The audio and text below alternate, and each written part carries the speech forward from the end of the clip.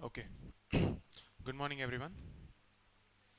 So today's articles are more like the extension of what we have discussed in the last few days. We will be taking a look at some broad contours. I mean, when you are reading some articles, you should understand from which perspective you have to read. Okay. I'll directly begin from the editorials because there is nothing much in the headlines for the exam purpose. So if you have to talk about the editorials, I would say this is relatively more important. See, you can read this, but the takeaway from that is pretty low. Okay. So, in this article, we'll be talking about the National Civil Aviation Policy. Okay, NCAP. So, you have a committee called JK Seth Committee Report. You have to focus on these two, National Civil Aviation Policy and the JK Seth Committee Report. See, basically, every time a disaster happens, policy is reviewed with a bias to fix that one particular issue only. In the context of the recent Air India aircraft plane crash in Ahmedabad, again the focus is back only on one element of investigating the black box. I mean, what happened in that flight. It is in this context you have to understand something called the International Civil Aviation Organization State Safety Briefing.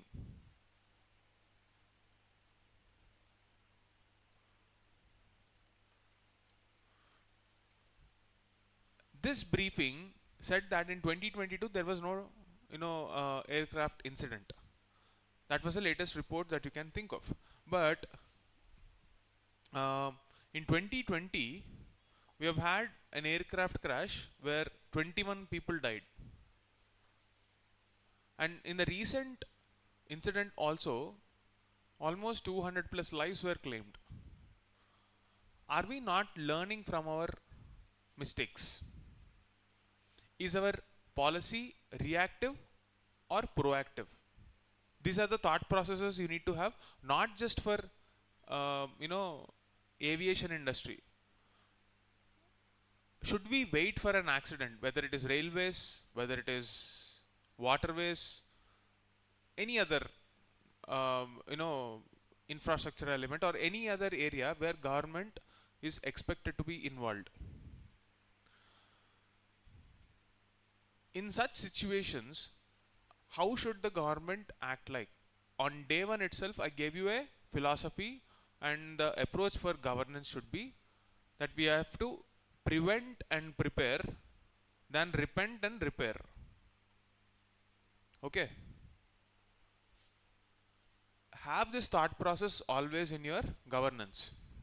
I'm not just talking about this one aircraft issue. In general, you don't have to wait for an accident to ensure that people are safe. I mean, accidents are not the only way to find out what is wrong in our system. You can carry out better audits, simulations. You have so much technology that you don't need to wait for an accident to create a better policy enforcement. I'm not saying on paper policy, because we do have a body which is supposed to be independent and carry out this aircraft investigation. But look at how it operates in India and how it operates in the West.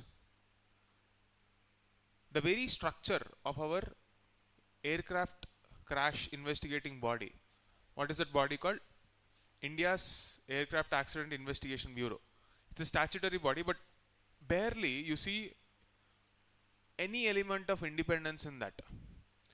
So the question that you need to ask is, why is the writer saying that this body is not acting like an independent body? See, this is an assertion made by the writer. Now when you're reading the article, I want you to read. I'm not going to explain now, because if I explain everything, you will stop comprehending what the point is. So the skill that you need to learn is identify the statement. Like even in your assertion reasoning based questions, whether it is in your RCs in CSAT, how do you use editorials?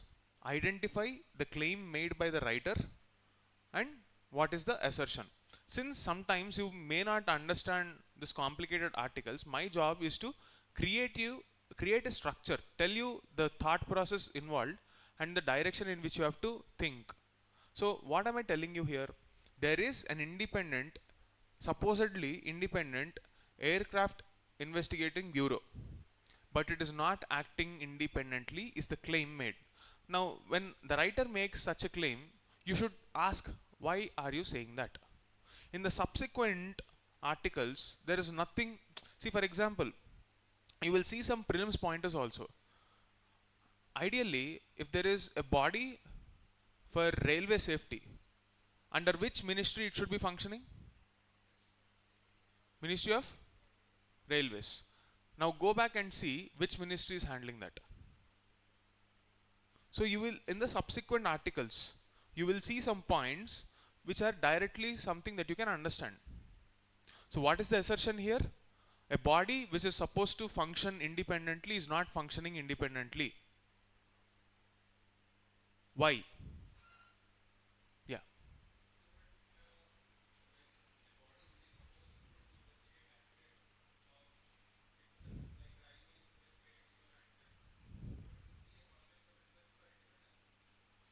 See, the point you are trying, okay, it's about the organizational design. The question is, if railway body itself is investigating railway incidents, why do you have government, why do you have ministries, why do we even have the portfolio system?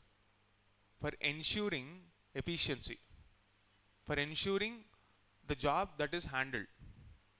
What is the point of having a technical body under another ministry which may or may not have the technical prowess to handle it? If you are having a conflict of interest, is putting that body under a different ministry which will create illogical hierarchy the only way to handle it? Why not create internal mechanisms within the body which will create accountability mechanisms and independence? So your independence and credibility need not be exclusive. I mean, what is the logic in saying that railway ministry should not handle railway safety? Right? So it is not a problem of conflict of interest. The real question is lack of proper policy mechanisms, governance mechanisms. You can't expect a civil engineer to handle electrical engineering issues. What is the right way to deal with that situation? Put a civil engineer, but demand accountability. So are we telling that we have not figured out mechanisms to build accountability? I don't think so. We can do better in that front. Maybe participatory governance. People should also participate in that processes and question if this is right, this is wrong. How do we do it? That's a debate for some other day. But saying that conflict of interest versus technical expertise debate, I would always go for technical expertise, because this can be fixed, this can't be fixed. So I would say there is some mismatch in alignment. Just because there is a conflict of interest, don't put it under another ministry. Okay, this is the thought process involved. Now there is this J.K. Seth committee which speaks about the concept of safety as an element in every aspect of the policy, because that's what the policy is about. That should be the first priority. Correct. Now when you read this article, what I want you to understand is, okay, list down the set of problems in the aviation industry. How do you do that? I don't want you to download that report, by heart it. If you have never been to an airport, there are many videos on YouTube right from the entry point till you board the flight. Just visualize what are the various checks that you go through. Then probably look at some video on what are the prerequisite steps that an aircraft undergoes as a part of its audit to understand whether this flight is ready to take off or not. What will happen then?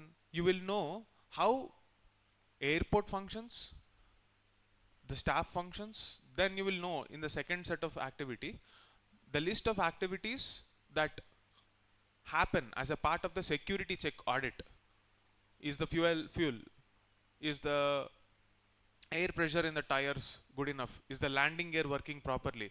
Are we putting more weight onto our aircrafts? Are we overloading? Is there any problem in the engines? Is there a possibility of a bird hit in that region? Is there a probability of a weather going bad in the circumstances? I do not have the complete list, but I'm just telling you, if a normal person like us can think of all these common sense points, I'm pretty sure technical experts can come up with many more.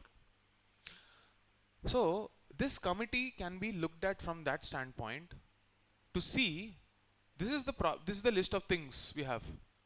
Can we do each of them better with an emphasis on safety? Let's say fuel tank check. So it can be a individual human being who is opening, I'm just giving a visual, it's not exactly how it happens, who might be opening just like how we look at our bikes. We'll open the fuel tank and see if this is good enough or not. We'll take an estimate and then close it and move on. Is that good enough check for an aircraft? No, right? I'm just giving you an analogy. You might miscalculate. There cannot be room for miscalculation, and if that miscalculation is not supposed to happen, there needs to be a sensor. So the job of the person is to see if the sensor is working correctly or not as a part of the security check. And there should be another mechanism to see if this person is actually complying with the standard operating protocol. So there needs to be a standard operating protocol at every stage of the security checks, audits, design, even before an aircraft is allowed to fly, or even before it is allowed to induct, is the manufacturing process following something called the good manufacturing practices. There is a serious allegation that Boeing is compromising on the quality of the spare parts by outsourcing it to third parties. By deploying such kind of a flights, are we overlooking passenger safety? So these are the various kind of steps that this J.K. Seth committee, which is according to the writer the most comprehensive policy in 1997, that they looked at. Okay, so it is in this context you have to read this article. What is the assertion? Safety is sidelined. There is an supposedly independent body which is through a statute. Yesterday I said we don't have a body. In prelims, okay, one of the students asked this. I'll give a clarification of my intent. On paper it is there. There is a law which gives power, but in reality it is as good as defunct. Why is it defunct? What are the problems? Why is it not working? Why is it not able to do its job? Read this. And don't look at one aspect of this criticism for this body only. Look at the entire aviation sector as a sector. And the National Civil Aviation Policy is not just about increasing business, like through schemes like Udan. We need to go beyond that. Time and again, civil aviation industry uses this ICAO state safety report, state safety briefing, and quote this 2022 statistics. The right question we need to ask is, how many accidents are happening in the last few decades and why are they happening? Even one accident needs to be taken seriously, because the mistake should not repeat in any other aircraft. Not just an aircraft. It can be road accidents. It can be rail accidents. Often, of late, we have been seeing a rise in rail accidents. There is this discussion of Kavach. Okay, how is it functioning? This is a previous year question also in mains and prelims. You might get an extension of that question. Safety mechanisms and the science behind it. Same thought process there also. Don't wait for an accident. Don't wait for a road accident. Understand the cause, take measures, and take precautionary measures from every point of view. Okay? And finally, what is the thing that we need to have? It's not that we have no talent to do this kind of jobs. It's just that political will and proactive measures will actually take passenger safety. See, it's quite possible that everybody is shaken to take a flight now. A lot of people, they're frequent flyers. It's definitely going to impact the psyche of the people. Imagine that flight, there are so many stories that are coming up. A family that is permanently moving out of this country, doctor family, with 3 kids, 3 little kids. They posted a selfie from that. We've had an ex-chief minister's picture from that flight. If someone told you that that was the last flight you might take, are you going to be comfortably boarding that flight? No. Nobody will do that.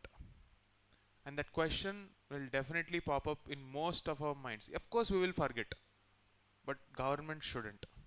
Because in the social contract between the individual and the state, protecting its citizens is the duty of the governments. So with this mindset, I want you to read this article where you understand the problem, quote examples, and seek solution through official reports like this and present your argument very coherently. Okay? By understanding this as an issue, you will learn the art of persuasion, how to write an essay, CSAT. There is an assertion reason. It will also help in comprehending your assertion reasoning questions. There are 2 statement questions, 3 statement questions coming. So if I ask if an assertion requires 2 statements to be proved, the 3 statement questions that you see in Prelims 2025 format, that can be captured. So look at the issues like this: assertion, reason, cause, effect, problem, solution. With this format, your argumentation structure will have coherence. This is what I want you to learn. Okay, that's it for today's article. From this, we'll move on.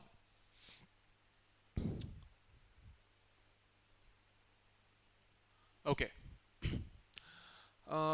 This article, I think we will discuss elaborately with respect to the criminal justice system. But before we discuss FIR and all these specific issues, because this issue is not yet completely developed, but I'll ask some questions for you to understand what we'll be talking about. First question is, when I say criminal justice system,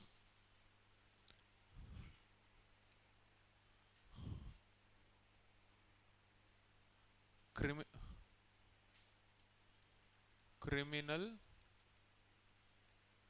justice system.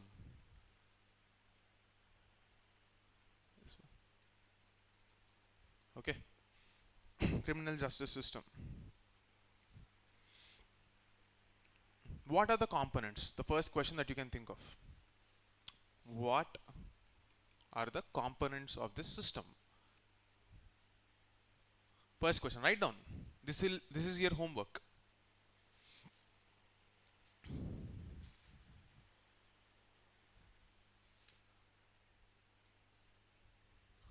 Then, constitutional basis. Read article. Which article can we talk about? Any guess? No guess? Fundamental rights. 20, 22, 14, 19, 21. Golden triangle. Read this. What is the relation what is criminal justice system, what is the relation to fundamental rights,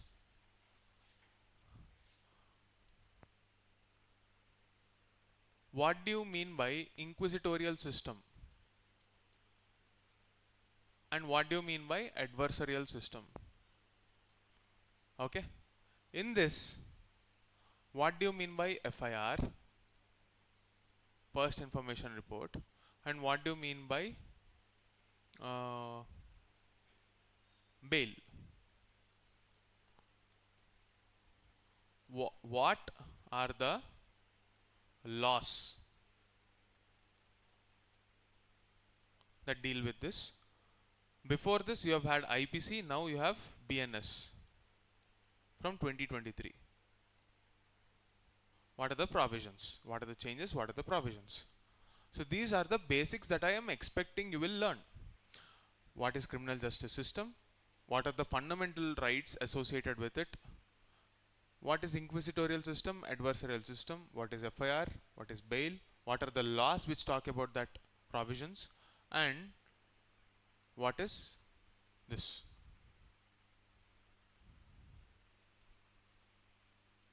Okay. We will discuss this issue some other time, but right now this is the homework that I am expecting from you. So this is a part of a larger issue, larger systemic issue. So I don't want to go into that specific issue without you understanding this basics. Most likely this criminal justice system may not be discussed in your standard polity classes. So it requires a elaborate lecture, but this is an evolving theme in your prelims as well as mains, and it should be a part of your normal discourse. So I don't know if it is taught. So if it is not taught, we will take up as a separate class sometime. Okay. Now,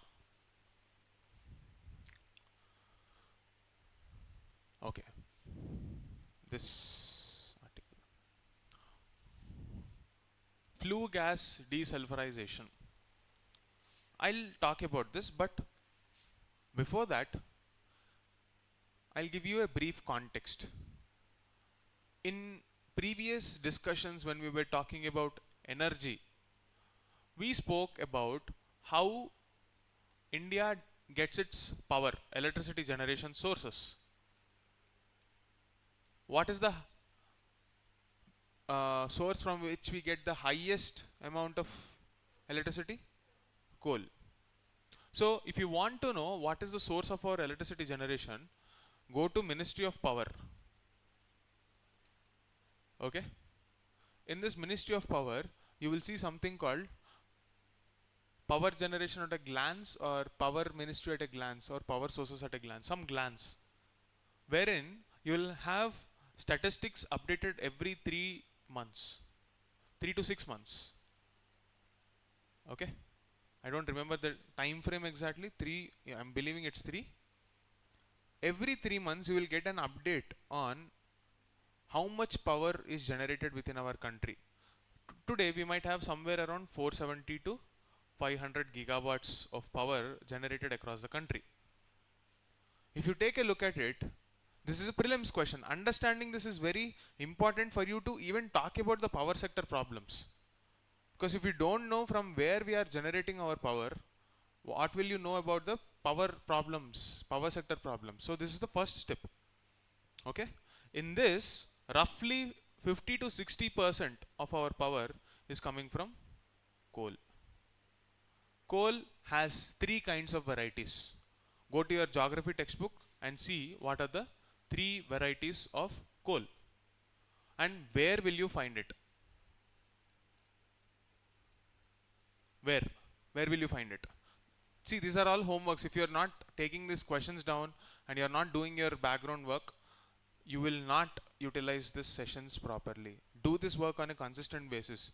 It's not like you just take information and forget it. It's not going to be useful. Your involvement, active involvement, is what sets you apart from rest of the crowd if you're consistent.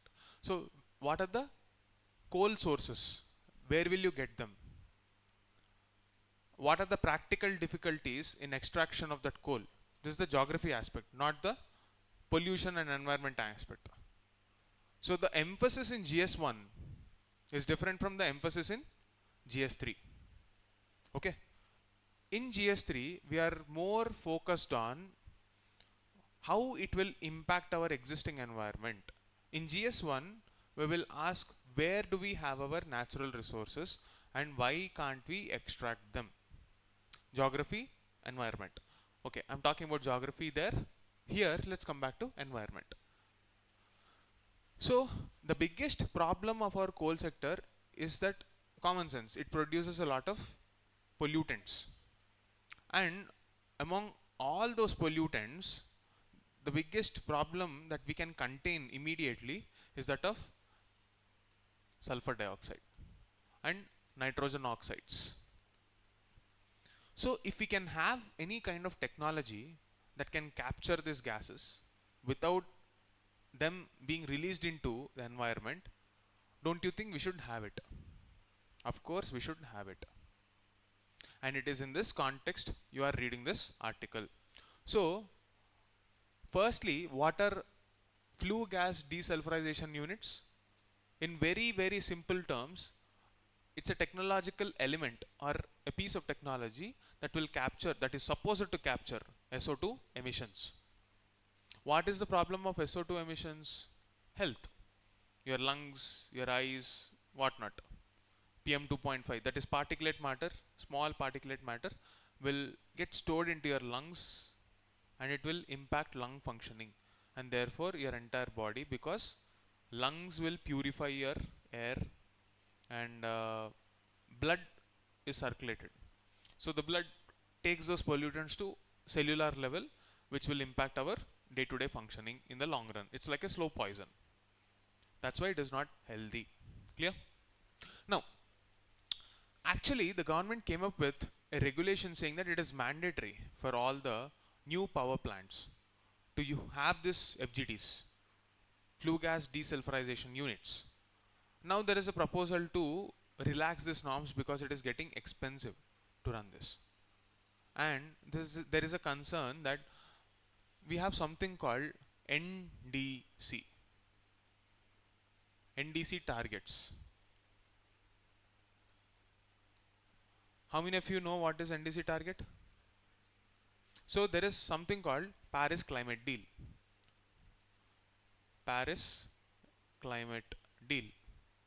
Here, in this Paris Climate Deal, what happens is countries decided that, okay, we came to an agreement many years ago. This is in 2015.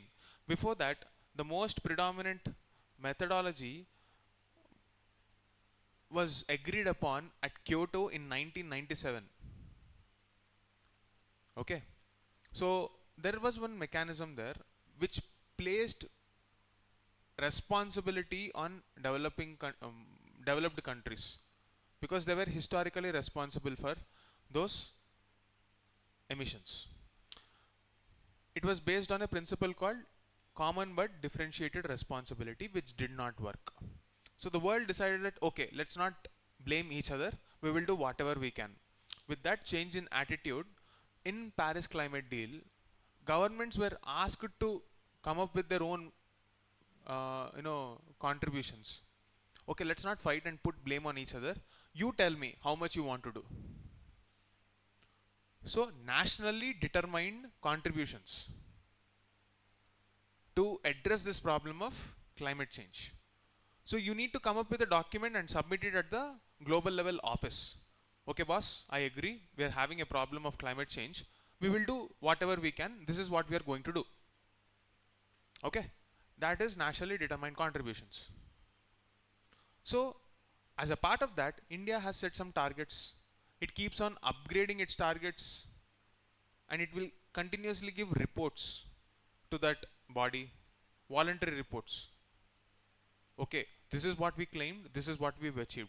What is the advantage of doing this? One, it will give confidence at a global level that India is morally taking up that responsibility despite India not being the major polluter.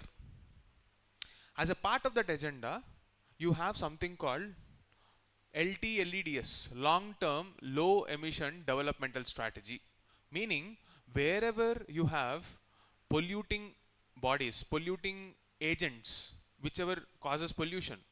In India, 75% of the pollution comes from electricity sector. So we need to decarbonize that sector. As a part of that agenda only, we had this desulfurization to reduce that pollution, which will invariably impact our climate. Okay. So there are a lot of people who are concerned ki if you are flouting these norms or taking this casually, we will not meet those targets. So as a part of this article, you will see what is the science behind it. Try to look at the cause effect. See, what is the body? The body or the unit is supposed to capture SO2. How? Look at just simple technology. Don't go into the depth because you are not a science student. To whatever extent you are understanding, cover them. If you are not able to understand, in the science and tech classes, this aspect is definitely supposed to be covered. Okay? See that science part. Now, in what is the status of FGD units in India? When you are reading newspaper, everybody is aware of existence of a technology like this. But prelims has moved on from your awareness of this concept to the current status, the trend and the direction, which is like the problem that you are supposed to address. You are all bureaucrats, problem solvers, right? So when you're talking about the status, is it functioning? Is it not functioning? If it is not functioning, why? These are the questions that you need to ask. The answers are given here. Sometimes articles do not give solutions. They just state the problems and leave it. The next time some technology comes up, you have to see and add that point here. This article also talks, is there any alternative? And the answer is no. We don't have an alternative yet for this. So there is no other option but to go for this technology. Clear? We have already seen SEZs comprehensively. I am not going to repeat that here today. Now this, no, not this one.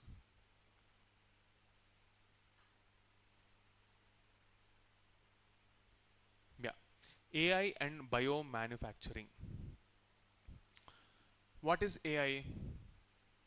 A system or a technology where human intervention is reduced, and what is the outcome? Whatever humans achieve, it will do it in fraction of the time. It will do it quickly, and it will find new patterns where human beings have not discovered. Biotechnology. For understanding biotechnology, the basics that you need to know is about, is there a guarantee that it is giving the right answer? No. Is there a guarantee that it is giving the right answer? No. So you need a manual intervention. What if that AI claims to discover something and we almost got validation ki this is the right answer, but we are not sure. We have not tested it enough.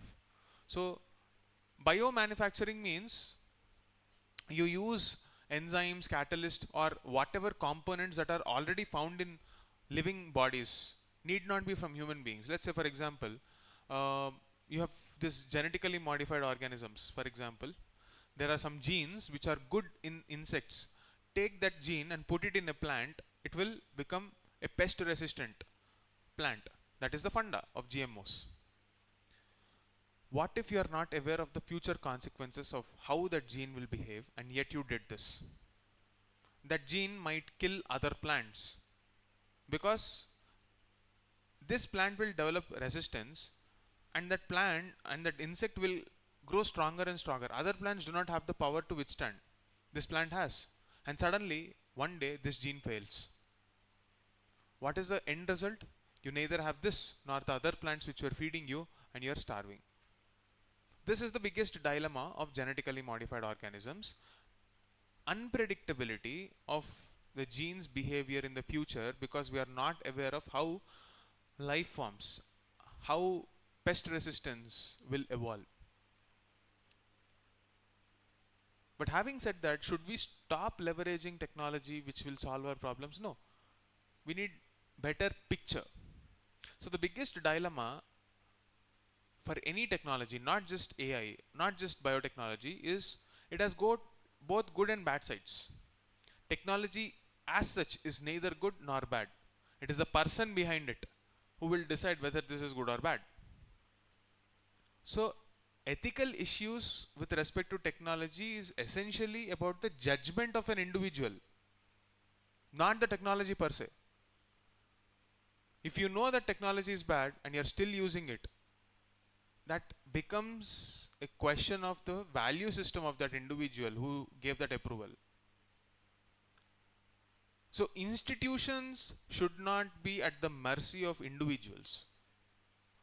Let's say if a corporate thinks that this is a profitable venture, state as a part of the social contract should protect the people. And if that contract is supposed to stick, it is sticking because of the glue of trust. Once the trust, once that respect towards the state is eroded, there is no way you can fix it back again. Erosion of trust and the institutional values, lack of respect towards that institution, is the reason why people become disillusioned. And these are the elements that you need to incorporate in your policies also. Let's say you have a biomanufacturing policy. Recently there is this, one second.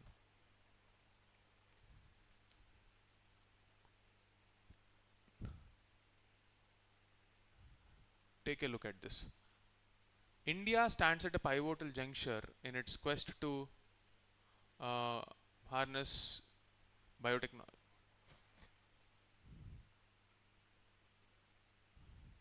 Yeah, see here. On one hand, initiatives like the Bio E3 policy and India AI mission reflect a bold vision to position the country as a global leader in AI-driven manufacturing and ethical AI development. On the other, fragmented regulations and lacking safeguards threaten to undermine this progress. Same problem, just like in civil aviation. See, the technologies develop at a very quick pace. When these technologies develop, the markets evolve, because markets see, or markets are evolved to look for profit, look for an opportunity to create jobs, look for a problem to be solved. Let's say a startup founder is very passionate to use these technologies and find a solution for the existing healthcare sector problems. You have an AI policy, you have a biomanufacturing policy, but not a combination of both. So if a person who is driven by profit to solve a problem may or may not have the patience to sit and think about the long-term consequences. There have been multiple instances where, especially in the pharma sector, where these norms were flouted for profits and it took a toll on the lives of the people. Yes, the technologies are new. Yes, they have a lot of potential. And yes, it's equally true that they can be misused. And this is the story of not just this one technology alone, it is a story of every technological innovation that was ever there in the history of mankind. Fire. You can use it to cook or for burning people down.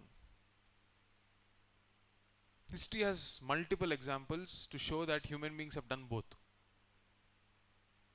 It's not about the first use that we have a problem, the second use. That is where regulation comes into the picture. Having said that, the regulator should not have a doubtful mindset for everything. You should go with something called a scientific temper, which is there in Article 51, because we are only worried of a possibility. That possibility should be backed by science, not science fiction. Whether it is fintech, whether it is monopolies, whether it is AI, whether it is biomanufacturing, whether it is safety, always the funda is similar. The philosophy of governance should always be similar. Governance to empower every stakeholder. governance not to dictate. That is why the present stance of the government is minimum government, maximum governance. What is governance? It's a process which facilitates, empowers, creates enabling policies for all the stakeholders. When I say stakeholders, both R&D labs, companies, consumers, all of them should be reasonably happy. Maybe not everyone can be kept happy at the same time. So how do you do your best? R&D labs, for example, they invest billions of dollars on a drug research and then discover a drug. And then the government says that you are not allowed to price it at a high cost because there are so many people who are dying. You can't have that moral dilemma. Who will, give that money back? Of course, the pharma companies would want to have a return on their investment. That's what a business is supposed to have.